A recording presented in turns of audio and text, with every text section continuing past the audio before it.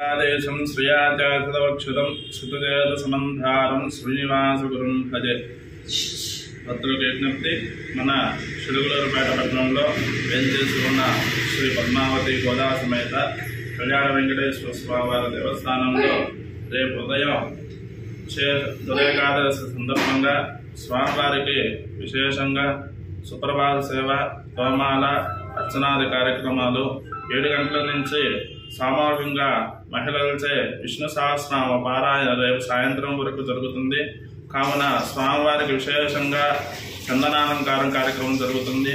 కావున భక్తులందరూ కూడా వచ్చి స్వామివారిని దర్శించుకొని స్వామివారి యొక్క తీర్థ ప్రసాదాలు స్వీకరించవలసిందిగా కోరుతున్నాం.